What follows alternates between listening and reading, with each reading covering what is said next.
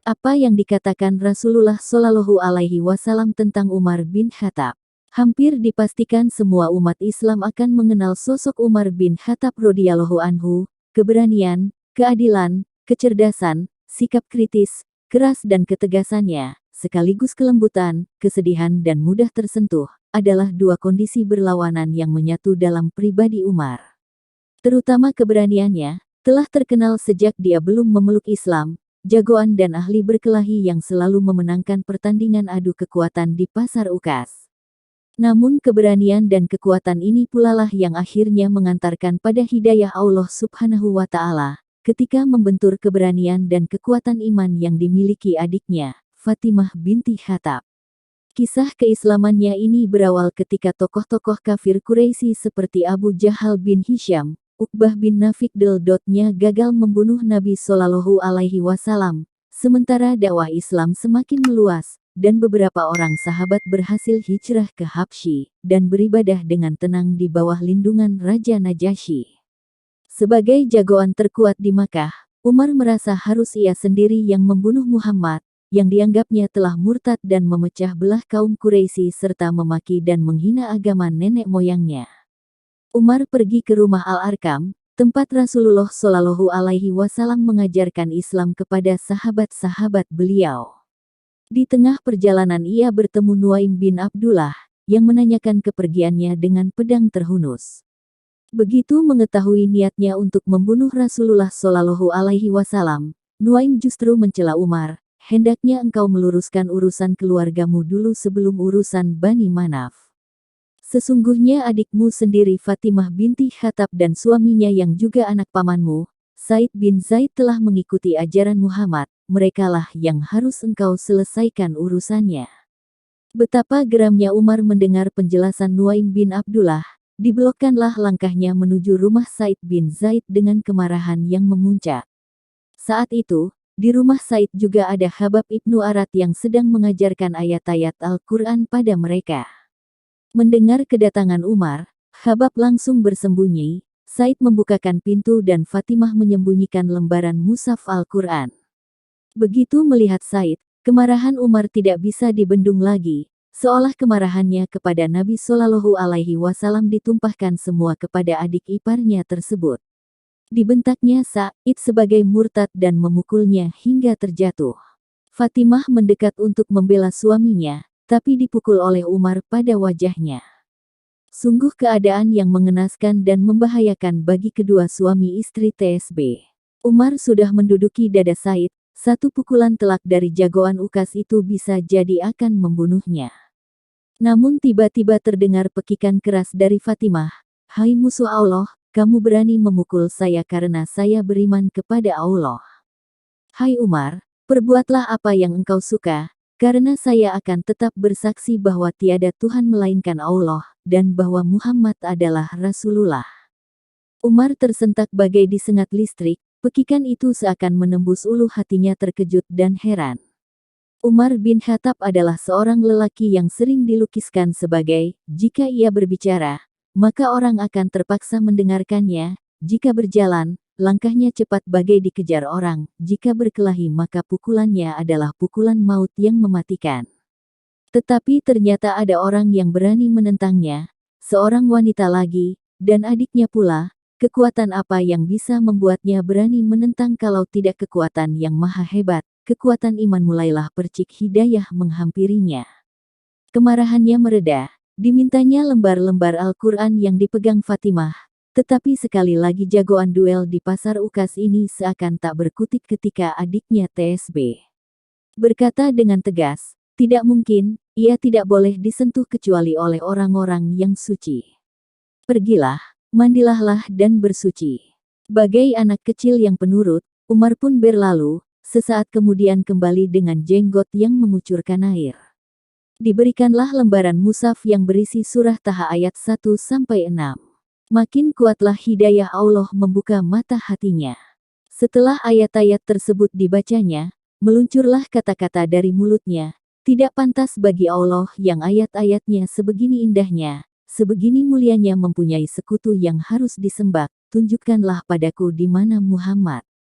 Sebuah pernyataan yang menunjukkan perubahan sikap dan keyakinannya selama ini terhadap Nabi Shallallahu Alaihi Wasallam.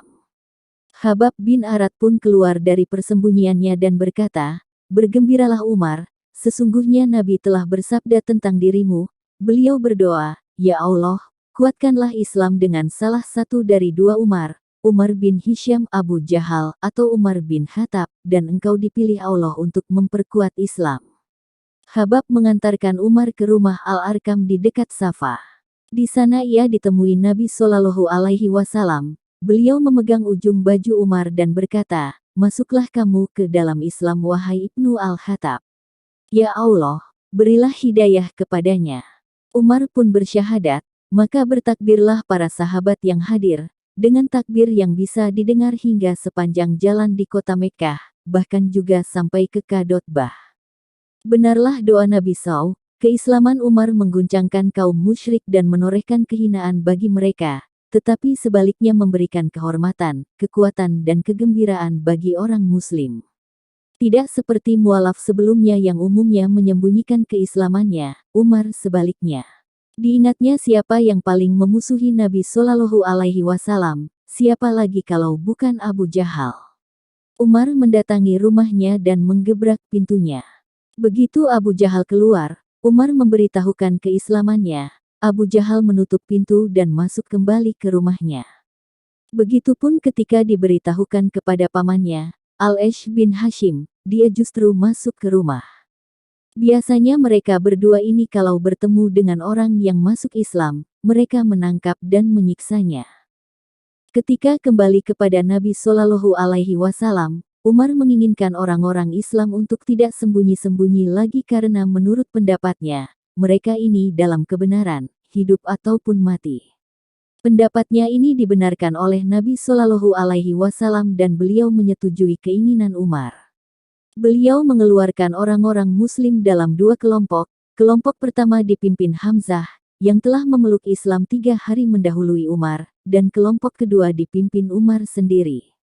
Orang-orang musyrik hanya terpana tidak berani berbuat apa-apa seperti sebelumnya, tampak jelas kesedihan di mata mereka. Karena itulah Rasulullah menggelari Umar dengan Al-Faruq, pemisah antara yang hak dan yang batil. Sejak saat itu orang-orang Islam bisa beribadah dan membuat majelis di dekat Ka'bah, tawaf dan berdakwah, serta melakukan pencegahan terhadap siksaan-siksaan. Sikap Umar atas Perjanjian Hudaibiyah. Ketika Perjanjian Hudaibiyah disetujui antara pihak Quraisy dan Nabi Shallallahu Alaihi Wasallam, sebagian besar orang-orang Islam merasa kecewa. Umar sempat berkata, "Sesungguhnya Rasulullah telah berdamai dan mengadakan perjanjian dengan penduduk Makkah. Dalam perjanjian itu, Nabi Shallallahu Alaihi Wasallam telah memberikan syarat yang kelihatannya lebih memihak pada kaum Quraisy. Seandainya Nabi mengangkat seorang amir yang berkuasa atasku, dan ia membuat perjanjian yang seperti itu, aku tidak akan mendengarkannya dan tidak akan taat kepadanya." Secara umum, sikap Umar dan sebagian besar orang-orang Islam dapat dipahami, selain karena gagalnya niat untuk umrah, padahal sudah sangat dekat dengan Makkah, sementara golongan lain tidak dihalangi. Terlebih adalah klausul keempat dari perjanjian TSB, yaitu, jika ada orang-orang Quraisy yang datang kepada Nabi Shallallahu Alaihi Wasallam tanpa seizin walinya, walaupun ia telah memeluk Islam, Nabi Shallallahu Alaihi Wasallam harus mengembalikannya kepada mereka. Tetapi jika ada orang Islam yang meninggalkan Nabi Shallallahu Alaihi Wasallam dan bergabung dengan orang-orang Quraisy, maka dia tidak boleh diminta untuk dikembalikan kepada Nabi Shallallahu Alaihi Wasallam. Klausul ini tampak nyata, kerugiannya, ketika datang salah seorang Quraisy yang telah masuk Islam, Abu Jandal bin Suhail bin Amr dalam keadaan terbelenggu datang kepada Nabi Shallallahu Alaihi Wasallam untuk meminta perlindungan. Ketika itu pihak kaum Quraisy, Suhail bin Amr, langsung meminta agar Abu Jandal, yang tidak lain anaknya sendiri, dikembalikan lagi kepadanya. Walaupun dengan berbagai argumen, ternyata Rasulullah tidak bisa mempertahankan Abu Jandal untuk bersama umat Islam lainnya. Saat itu, Umar mendekati Abu Jandal menasehatinya tetap bersabar, tetapi juga mendekatkan gagang pedangnya kepada Abu Jandal.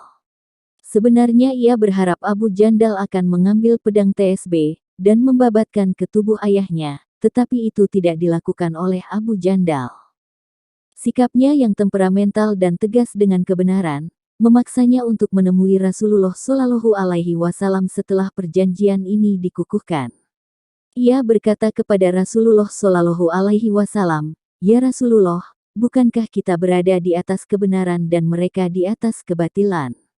Nabi membenarkan, "Bukankah korban meninggal di antara kita berada di surga, dan korban mati di antara mereka di neraka?" Kata Umar lagi. Nabi Shallallahu Alaihi Wasallam membenarkan lagi.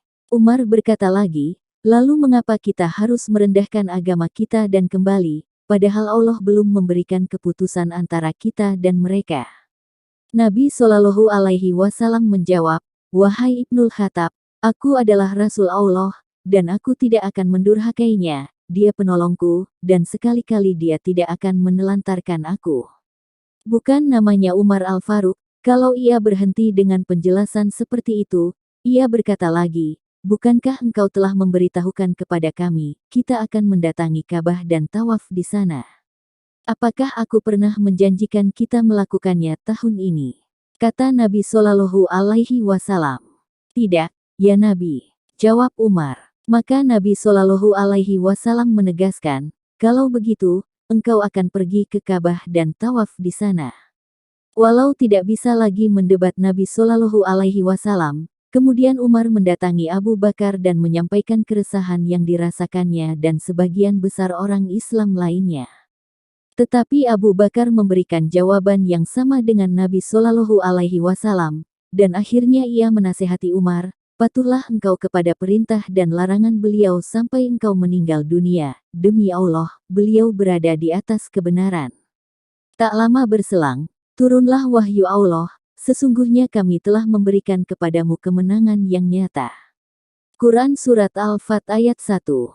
Nabi Shallallahu Alaihi Wasallam membacakan ayat ini dan ayat-ayat selanjutnya kepada Umar, barulah hatinya merasa tenang. Berlalulah waktu, Umar menyadari apa yang dilakukannya kepada Nabi Shallallahu Alaihi Wasallam, dan tak habisnya ia menyesali sikapnya. Ia ungkapkan kegundahan hatinya dengan kata-katanya, "Setelah itu aku terus-menerus melakukan berbagai amal, bersedekah, berpuasa, salat dan berusaha membebaskan dari apa yang kulakukan saat itu. Aku selalu dibayangi dengan peristiwa itu, dan aku berharap semoga ini merupakan kebaikan sebagai penebus sikapku saat itu." Kelembutan hati Umar, rasa kasihan kepada pemeluk non-Islam. Sikap tegas dan temperamental Umar bin Khattab ternyata berubah drastis ketika ia telah dibayat menjadi khalifah. Pernah ia melewati biara seorang rahib, yang kemudian memanggilnya. Ketika melihat kehidupannya yang susah dan semangatnya dalam zuhud meninggalkan segala kesenangan dunia, Umar jadi menangis. Begitu diberitahukan kalau dia seorang Nasrani, Umar berkata, "Aku tahu dia seorang Nasrani, aku kasihan kepadanya. Sayang sekali ia dalam kelelahan dan kepayahan dalam kehidupan dunia ini, sedangkan di akhirat nanti ia masuk neraka." Pernah dikabarkan kepada Umar yang saat itu menjabat sebagai Amirul Mukminin, bahwa ada seseorang yang murtad, lalu oleh pasukan yang dipimpin oleh Abu Musa radhiyallahu anhu, orang tersebut dihukum mati. Umar menyesalkan tindakan TSB, dan berkata, "Apakah engkau telah menahannya selama 3 hari dan memberinya roti, serta memintanya untuk kembali kepada Islam dan bertaubat, kembali kepada perintah Allah?" "Ya Allah, sesungguhnya aku tidak hadir saat itu, tidak memerintahkannya, dan tidak ridha atas apa yang mereka lakukan jika kabar ini sampai kepadaku sebelumnya." Walaupun secara hukum syariat, apa yang dilakukan oleh Abu Musa sebagai komandan pasukan tidak salah, tetapi tetap saja hal itu meresahkan Umar sebagai Amirul Mukminin, yang sebenarnya harus melindungi semua manusia yang berada di bawah pemerintahannya. Menolong persalinan keluarga pengembara telah menjadi kebiasaan Umar sebagai Amirul Mukminin untuk berkeliling kota saat malam hari menjelaseng. Suatu ketika ia menemukan suatu kemah tua dari kulit unta di suatu padang, yang sebelum ini tidak pernah ditemuinya. Di luarnya ada seorang lelaki duduk termenung. Umar menghampirinya, dan bertanya, "Assalamualaikum, dari mana Anda datang?" "Wahai Tuan," kata orang itu, "saya orang asing di sini yang datang dari hutan. Saya hendak menemui Amirul Mukminin untuk mengharap belas kasihannya." Tampaknya orang tersebut belum pernah bertemu dan mengenali wajah Umar, dan Umar tidak mau membuka jati dirinya. Ia berkata, "Katakanlah keperluanmu, aku bersedia membantu." Tiba-tiba didengarnya ada suara rintihan dari dalam kemah. Umar menanyakannya lagi, tetapi orang tersebut malah menyuruh Umar pergi, tanpa menjelaskannya. Setelah Umar terus mendesak, orang tersebut berkata, "Jika benar engkau ingin membantu, baiklah kuberitahukan. Di dalam kemah tersebut adalah istriku yang mengerang kesakitan karena akan melahirkan. Apakah ada orang lain yang sedang merawatnya?" tanya Umar. Orang tersebut menggeleng sedih. Mendengar jawaban ini, Umar bergegas pulang dan menemui istrinya, Ummi Kulsum binti Ali bin Abi Thalib, cucu Rasulullah Shallallahu Alaihi Wasallam. Ia menceritakan secara apa yang dilihatnya, dan berkata, "Wahai istriku, sesungguhnya Allah Subhanahu wa Ta'ala membuka jalan bagimu, jalan yang mulia di sisi Allah, agar engkau memperoleh peluang berbuat kebaikan malam ini." Umar memintanya membantu persalinan pengembara tersebut, dan istrinya setuju. Ia mempersiapkan peralatan yang dibutuhkan dan Umar juga membawa perbekalan, kemudian bergegas menuju padang di mana suami istri pengembara itu berada. Sampai di sana, Ummi Kulsum langsung masuk kemah dan menolong persalinan sang istri, sedang Umar menyalakan api kemudian memasak makanan untuk dua orang tersebut. Tidak berapa lama, terdengar seruan Ummi Kulsum dari dalam kemah, "Ya Amirul Mukminin, ucapkanlah tahniat selamat kepada saudaramu itu, karena ia memperoleh seorang anak laki-laki." Mendengar ucapan dari dalam kemah tersebut, si lelaki jadi terkejut. Tidak disangkanya kalau yang bersusah payah membantunya ini ternyata Umar, Amirul Mukminin yang sempat diacuhkannya. Umar meminta istrinya membawa masuk makanan bagi sang ibu baru TSB. Dan terhadap si lelaki yang tampak terkejut, ia berkata, "Tidak mengapa wahai saudara, janganlah kedudukanku ini membebani perasaanmu. Datanglah besok menemuiku, aku akan mencoba menolongmu." Setelah semuanya selesai, Umar dan istrinya, Ummi Kulsum berpamitan. Umar menemukan menantunya. Salah satu kebiasaan Umar bin Khattab saat menjadi khalifah, adalah berkeliling kota di waktu malam untuk mengetahui keadaan umat Islam. Ia khawatir kalau ada di antara mereka yang merasa terzalimi karena kepemimpinannya, dan akan memberatkan hisabnya di akhirat. Dalam salah satu perjalanannya menjelang fajar, ia mendengar pembicaraan seorang ibu dan anak. Ibunya meminta anak perempuannya untuk mencampur susu yang akan dijual pagi harinya dengan air. Tetapi sang anak dengan tegas menolak dan berkata, "Bagaimana mungkin aku mencampurnya, sedangkan Amirul Mukminin telah melarangnya." Tetapi ibunya tetap saja menyuruh anaknya, karena kebanyakan penjual susu melakukan itu, apalagi Amirul Mukminin Umar bin Khattab tidak akan mengetahuinya. Tetapi putrinya itu bertahan untuk tidak mencampurinya dan berkata, "Jika Umar tidak melihatnya, pasti Tuhannya Umar melihatnya, aku tidak mau melakukannya karena sudah dilarang." Umar begitu tersentuh dengan ucapan anak perempuan itu. Pagi harinya ia menyuruh putranya, Hashim untuk mencari tahu tentang keluarga tersebut, yang ternyata salah seorang dari Bani Hilal. Umar berkata pada anaknya, "Wahai anakku, nikahlah dengannya, sesungguhnya ia yang pantas melahirkan keturunan seorang penunggang kuda yang akan memimpin Arab." Hashim memenuhi permintaan ayahnya tersebut menikah dengan anak gadis penjual susu.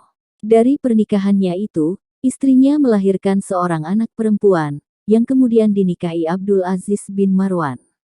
Dari pernikahan ini lahirlah Umar bin Abdul Aziz, seorang pemimpin adil dan jujur, tak ubahnya Khulafaur Rasyidin yang empat, walaupun ia tumbuh dan dewasa di kalangan Bani Umayyah yang mengagungkan kemewahan dan kekuasaan.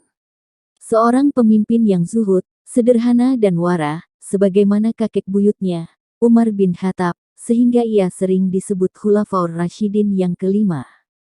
Karomah Umar bin Khattab, memperingatkan pasukan perang dari mimbar Jumat. Suatu ketika Umar bin Khattab tengah berkhutbah di Masjid Madinah, tiba-tiba berseru lantang, "Wahai pasukan Ibnu Hisham, gunung! Gunung! menjauhlah dari gunung. Barang siapa meminta serigala menggembalakan kambing, ia zalim. Sesaat kemudian ia meneruskan khutbahnya.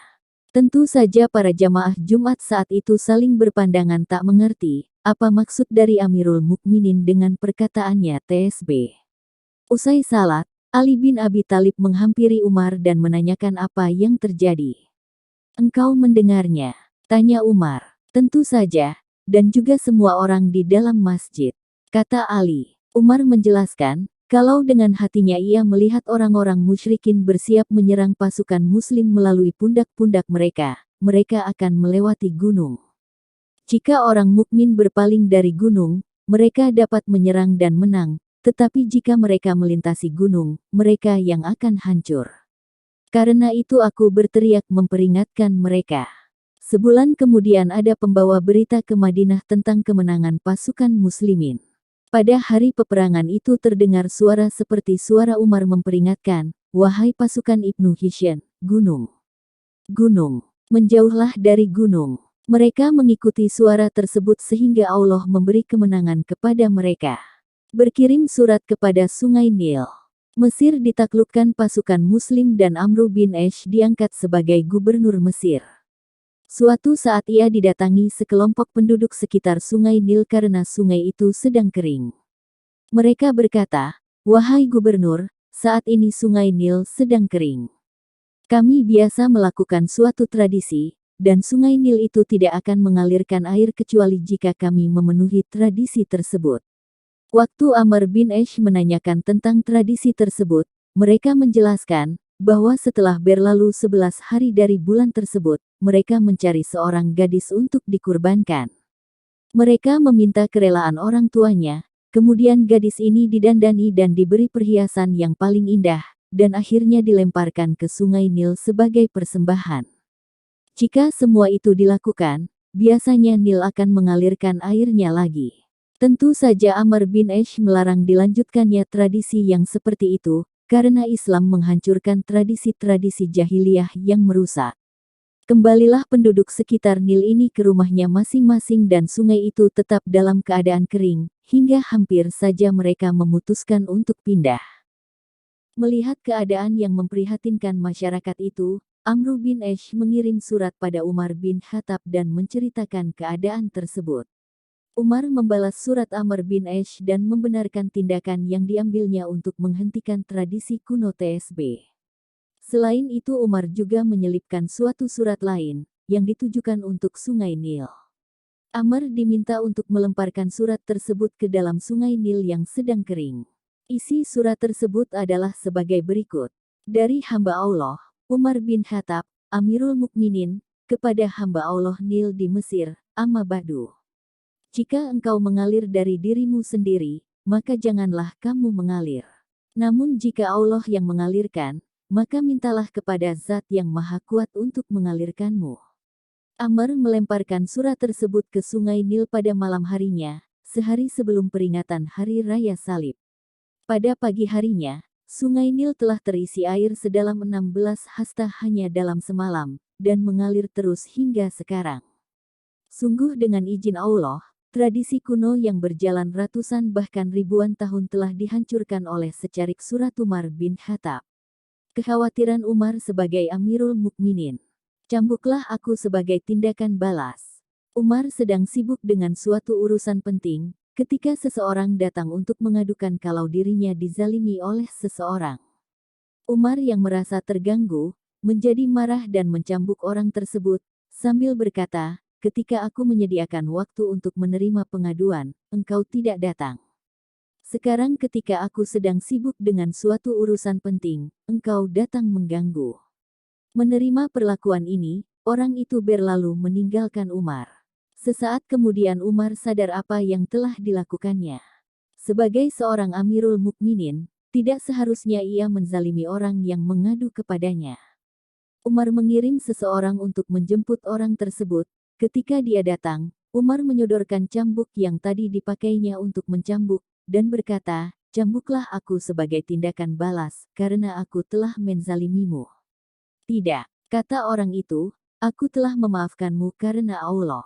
Umar menangis mendengar jawaban itu, Ia pulang dan mendirikan salat 2 rakaat, dan terus-menerus mengatakan pada dirinya sendiri dengan menangis, "Wahai Umar, dahulu kedudukanmu rendah tetapi kini ditinggikan oleh Allah.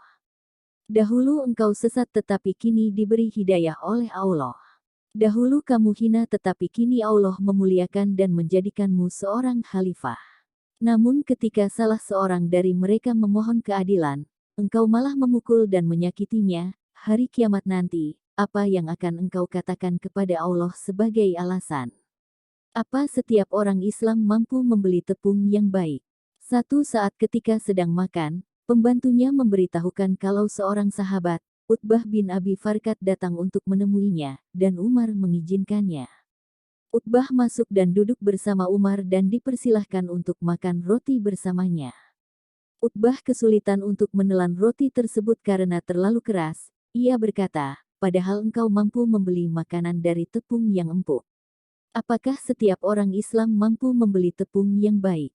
tanya Umar. "Tentu saja tidak," kata Utbah.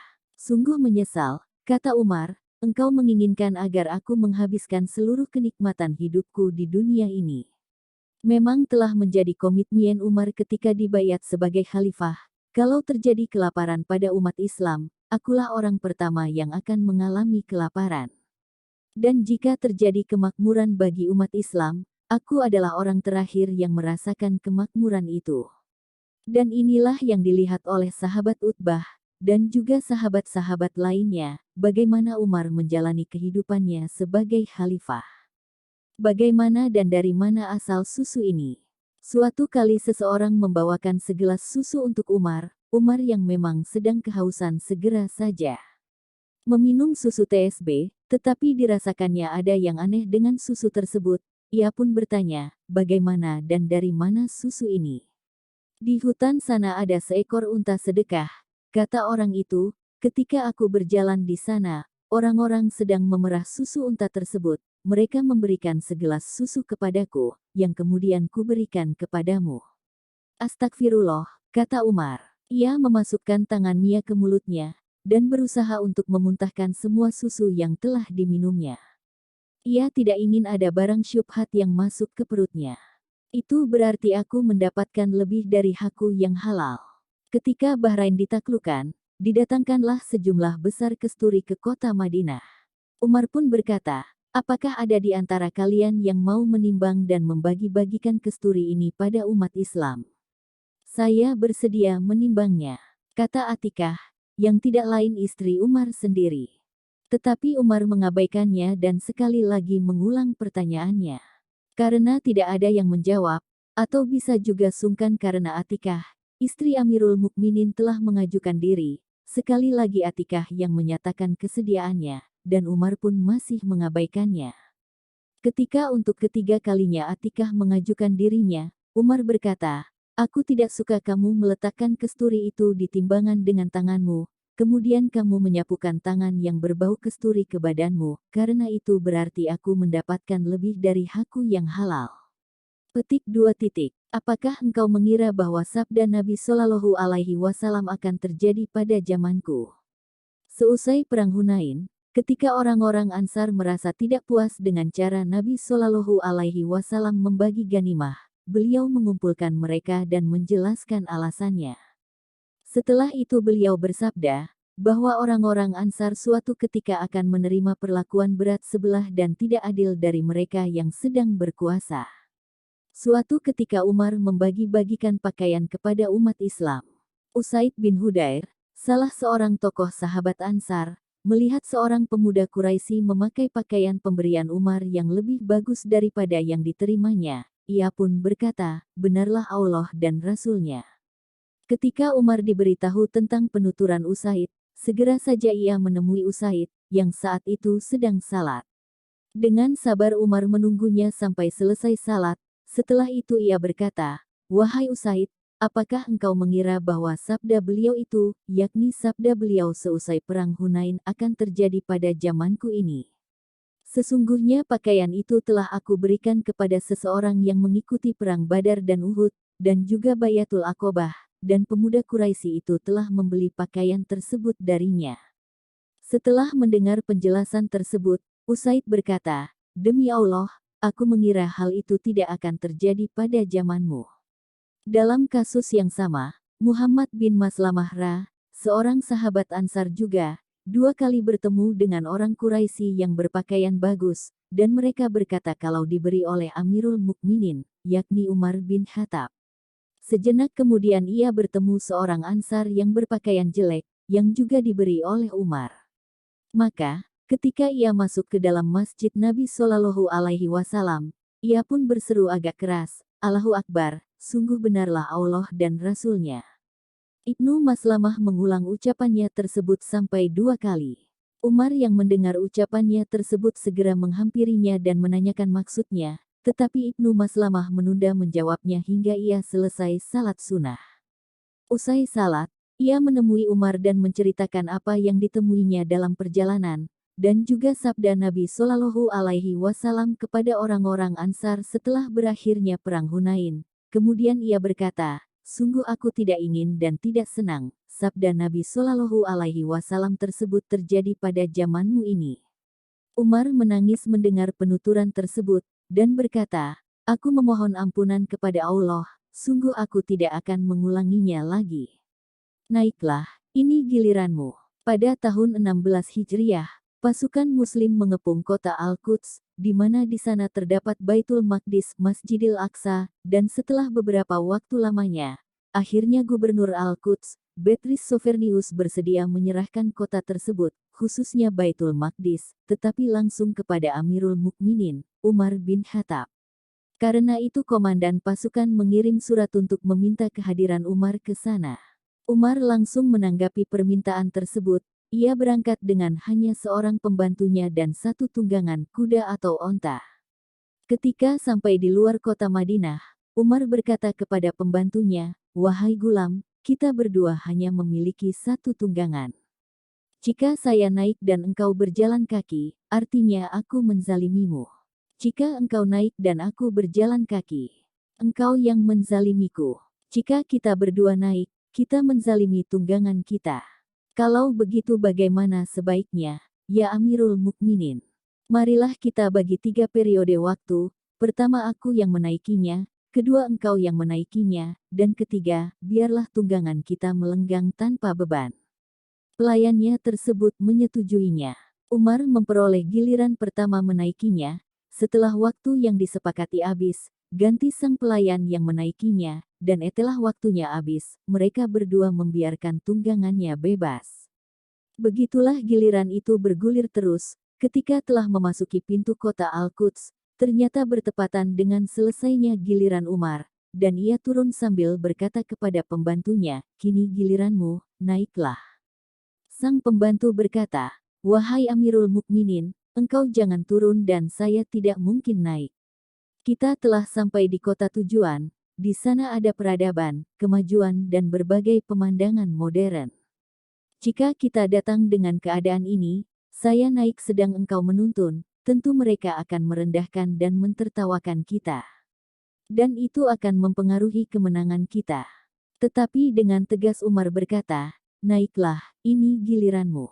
Demi Allah, kalau memang waktunya giliranku, aku tidak akan turun dan engkau tidak perlu naik." Inilah memang ciri khas Umar, ia takut berlaku zalim dan bersikap tidak adil kalau harus tetap naik tunggangan hanya karena telah memasuki kota Al-Quds. Ketika masyarakat kota yang menyambut mereka di Babul Damaskus melihatnya, mereka langsung mengeluh-elukan sang pembantu yang menunggang dan mengabaikan Umar yang menuntun tunggangan. Memang, dalam penampilan dan baju yang dikenakan, Umar tidaklah jauh berbeda dengan pembantunya tersebut. Bahkan ada beberapa orang yang melakukan penghormatan dengan sujud, sehingga pembantu itu memukulnya dengan tongkatnya, sambil berkata, "Celaka kalian, angkatlah muka kalian, sungguh tidak boleh bersujud kecuali kepada Allah semata."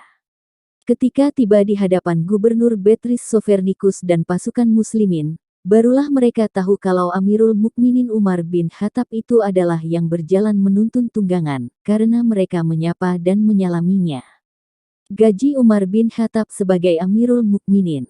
Seperti halnya yang ia sarankan kepada Abu Bakar, setelah dibayat sebagai khalifah, Umar tidak mungkin tetap berdagang untuk memenuhi kebutuhan keluarganya. Karena itu ia mengumpulkan masyarakat Madinah seraya berkata pada mereka, "Dahulu aku berdagang untuk memenuhi kebutuhan keluargaku, sekarang kalian telah memberiku kesibukan dalam menangani urusan ini, bagaimana aku akan memenuhi kebutuhan hidup keluargaku?" Mereka pun setuju memberikan tunjangan kepada Umar sebagaimana dahulu diberikan kepada Abu Bakar, tetapi berbagai usulan yang berbeda muncul dalam menentukan jumlahnya. Setelah berbagai perbedaan pendapat tanpa kepastian, Umar berpaling kepada Ali bin Abi Thalib, "Bagaimana pendapatmu, wahai Ali? Ambillah uang sekedar yang bisa memenuhi mencukupi kebutuhan keluargamu," kata Ali. Dengan senang hati, Umar menerima usulan Ali ini. Berlalulah waktu, Islam memperoleh kejayaan di mana-mana sehingga harta benda mengalir ke Madinah memenuhi Baitul Mal. Beberapa sahabat, di antaranya Utsman bin Affan, Zubair bin Awam, Talha bin Ubaidillah termasuk Ali bin Abi Thalib berkumpul dalam satu majelis untuk mengusulkan kenaikan tunjangan bagi Umar, karena tunjangan tersebut dinilai terlalu kecil, terlebih jika melihat begitu banyaknya kekayaan negara dalam Baitul Mal. Kesepakatan tercapai, tetapi mereka takut untuk menyampaikan hal ini pada Umar. Karena itu mereka meminta tolong kepada Hafsah radhiyallahu anhu, putri Umar yang juga istri Nabi Shallallahu alaihi wasallam, untuk menyampaikan usulan ini pada Umar, tetapi mereka berpesan agar merahasiakan nama-nama mereka. Ketika Hafsah mengemukakan usul ini, Umar menjadi marah. "Siapa yang mengajukan usul tersebut?" kata Umar dengan nada tinggi. "Bagaimana pendapat dulu, ayah?" kata Hafsah mengelak, karena ia telah berjanji untuk merahasiakannya. "Seandainya aku tahu nama-nama mereka, niscaya aku pukul wajahnya," kata Umar. "Katakan padaku Hafsah, apakah pakaian terbaik Nabi Shallallahu alaihi wasallam yang ada di rumahmu?" "Sepasang pakaian berwarna merah, yang dipakai pada hari Jumat dan ketika menerima tamu." "Makanan apa yang paling lezat, yang pernah dimakan Nabi Shallallahu alaihi wasallam di rumahmu?" tanya Umar lagi. "Roti yang terbuat dari tepung kasar, yang dicelup ke dalam minyak. Suatu kali saya oleskan sisa-sisa mentega, dan beliau memakannya penuh nikmat dan membagi-bagikannya pada orang lain." "Alas tidur apa yang paling baik, yang pernah dipakai Nabi Shallallahu alaihi wasallam di rumahmu?" tanya Umar lagi. "Sehelai kain tebal, yang pada musim panas dilipat 4, dan pada musim dingin dilipat 2, separuh dijadikan alas tidur, dan separuhnya lagi untuk selimut," kata Hafsah.